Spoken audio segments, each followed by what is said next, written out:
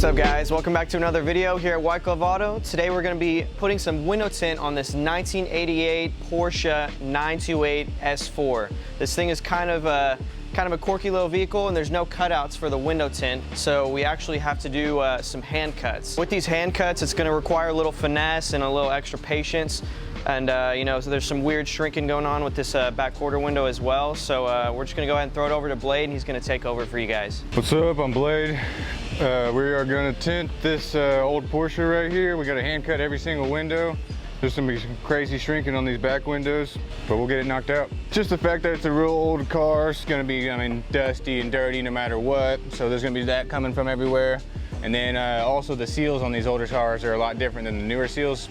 They're harder seals, so you can't tuck the film in there as good as the new film is. Let's see, I got the back glass already shrunk on here. It isn't completely hand cut yet. And then these are already done, or hand cut and trimmed already. I also did removal on these back windows here too. So it was an old purple film, so it came off about as worse as you could get. Right here, I'm just doing the final trim on this back glass so we can get it all taken off, moved over to the mobile board. And then we can get this back glass prepped and slap her in. Look it over real good before you do it.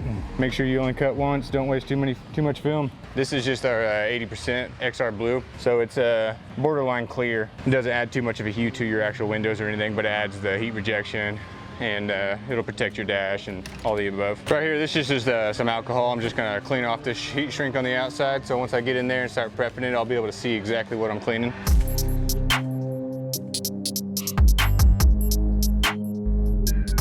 Right here, I'm just cleaning up my bottom cut that I did over there. I wasn't able to get my blade up in there real nice and comfy, so it wasn't the cleanest, straightest cut. Cleaning it up real quick, don't run into any other problems later on. Right here, I'm just alcoholing it, and then I'm gonna spray it and squeegee it, and then we're gonna slap that film on in here.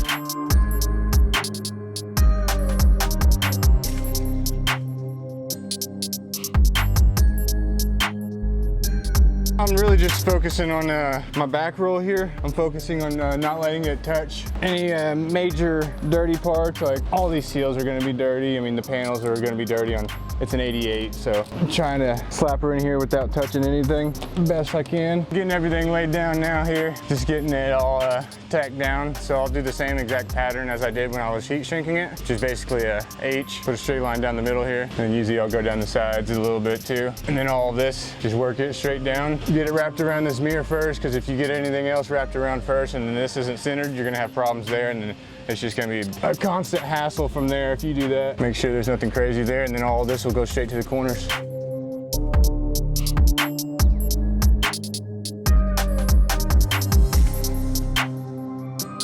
Here I'm just getting my quarter window sprayed up real quick, and then I'm gonna go grab it and see if I can't fight with it and get it in there.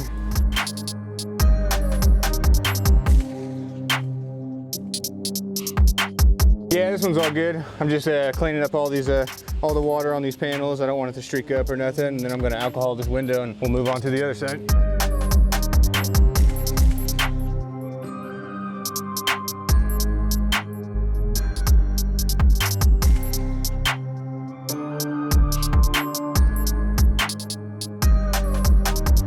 My technique here is usually I'll see if there's a bottom or the top edge of the window that's straight, and if it is, then I'll use a factory edge of the film, so I don't have to make this long straight cut here. I can just worry about my sides.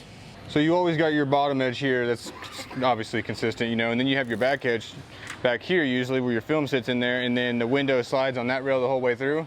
So this one doesn't have those rails, and the whole window itself shifts straight down. So versus me having just a gap on the top edge and not the backs, now I have a gap on the whole thing, so I have to, I'm not sure.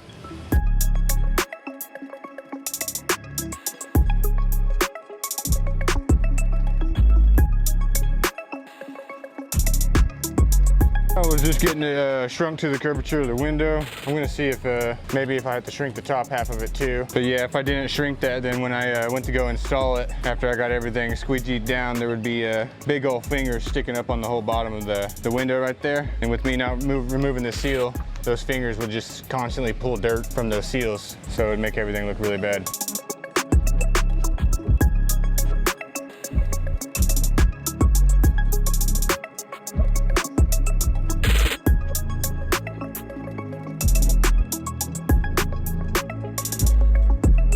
Really got to get it outside to check on it in the sun to be able to actually see anything. Once you get it outside, the actual sun kind of helps everything pop out. You'll see all your little specks or if there's anything in there at all. I'm gonna knock out this other side real quick, and then this one's already hand cut, so this one should go fairly quick.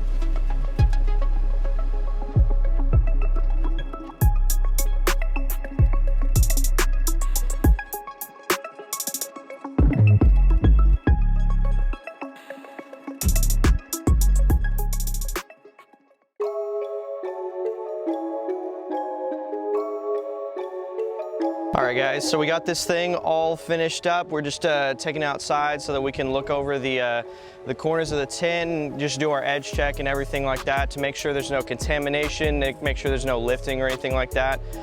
So this car should be good to go to keep the interior all nice. That heat rejection is going to keep the interior looking good for a long time. You know, it's a 1988, so you want to prolong that as long as we possibly can. But until next time, we'll see you guys in the next video. Make sure to like and subscribe for more stuff like this.